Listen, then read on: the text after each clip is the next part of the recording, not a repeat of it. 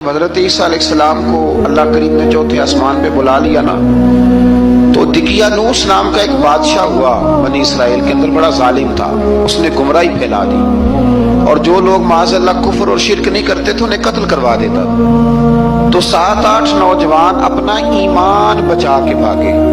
او ہو اللہ، ساری دنیا مال بچا کے بھاگتی، وہ 7-8 نوجوان اپنا ایمان بچا کے بھاگے کہ یہ ہمیں کہیں کفر کی طرف نہ لوٹا دے، تو جا کے غار کے اندر چلے گئے، تو ایک کتا بھی ان کے ساتھ ہو گیا۔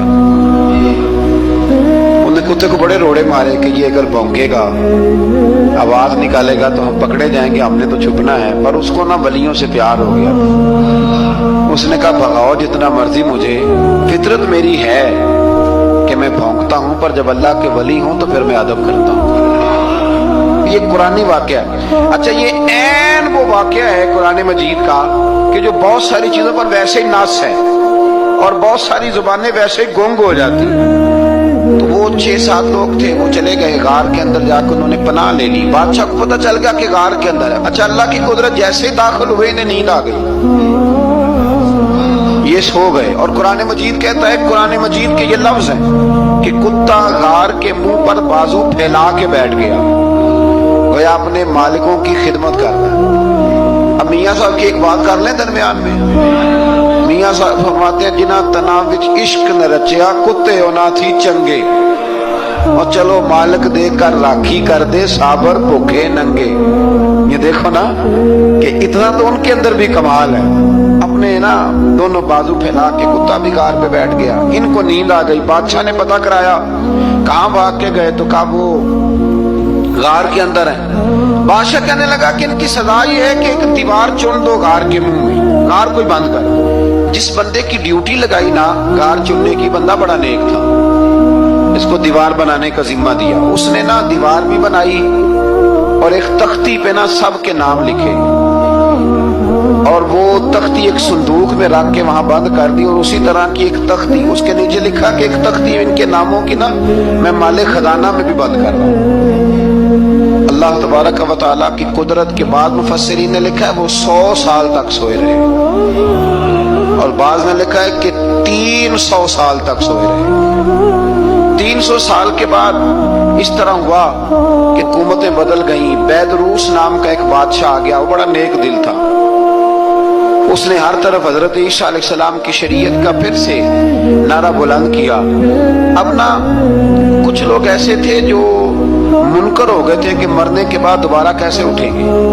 بادشاہ ایک دن اجرے میں گیا، جا کے دعا مانگی، یا اللہ کوئی ایسی بات دکھا جس سے لوگوں کا ایمان پکا ہو جائے۔ اس طرح کے بادشاہ ہوا کرتے تھے۔ تو رب کریم نے کہا میں نے تو پہلے یہ راز چھپا کے رکھا ہوا ہے، کھول دیتے ہیں۔ اس نے دعا مانگی، اور ادھر کیا معاملہ ہوا، ایک چرواہا بکریاں چرانے والا وہاں سے گزرا۔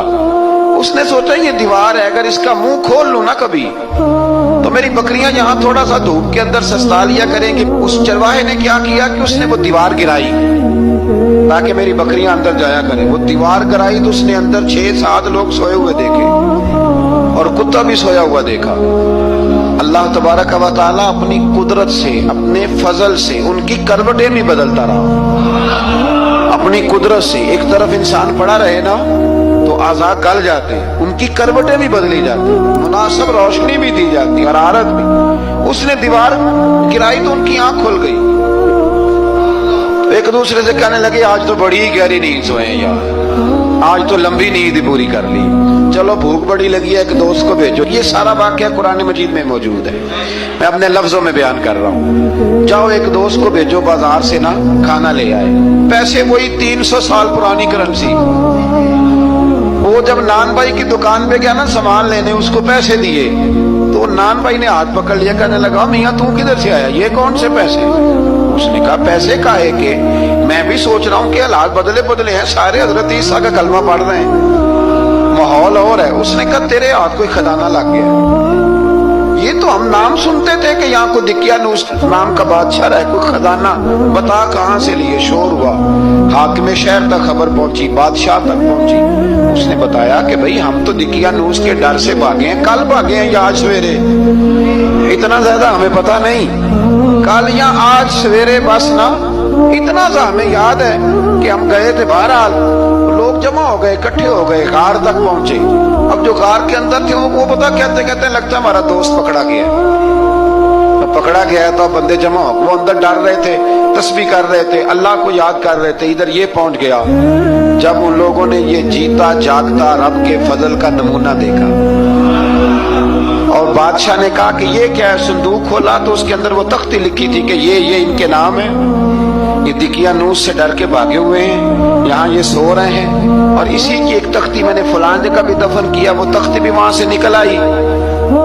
اب سب لوگوں کی آنکھوں میں آنسو آئے اور سب کہنے لگے لا الہ الا اللہ لا الہ الا اللہ لا الہ الا اللہ. سب کہنے لگے ان اللہ علی کل شیء قدیر. جب ان کی بات پوری ہو گئی لوگوں کے ایمان پختہ ہو گئے تو اصحاب کہف کہنے لگے کہ ہمیں اب اجازت ہے ہم پھر دوبارہ غار میں جاتے ہیں. وہ غار میں گئے تو رب نے پھر انہیں موت عطا فرمائی نیند عطا فرمائی تحفہ دیا. بادشاہ نے پھر اس کے آگے دیوار بنائی اور وہاں بادشاہ نے ایک مسجد تعمیر کرا دی. لوگ زیارت کرنے جاتے. یہ اصحاب کہف کا ذکر ہے. اب یہاں ہمارے مفسرین نے لکھا ہے کہ وہ جو کتا تھا نا وہ بھی ساتھ ہی تھا. اللہ قیامت والے دن اسے انسانی یا تو انسانی شکل ملے گی یا جیسے رب کا فضل ہوگا رب کریم اسے بھی جنت عطا فرمائے گا. اس نے تبلیغ کی دین کی. اس نے کیا کیا؟ تبلیغ کی نمازیں پڑھی روزے رکھے حج کیا 10 ہوتے صحیح اس کیتا کی. اسی آخیے نا خدا کے فضل سے ہم پر ہے سایہ غوث اعظم کا. ہمیں دونوں جہاں میں ہے سہارا غوث اعظم کا. لوگ پریشان ہو جاتے ہیں کہتے ہیں کس طرح کی بات کرتے ہو. تو میں نے کہا اصل میں تیرا عقیدہ کچا ہے. وہاں تو کتا چلا جائے ولی کے پاس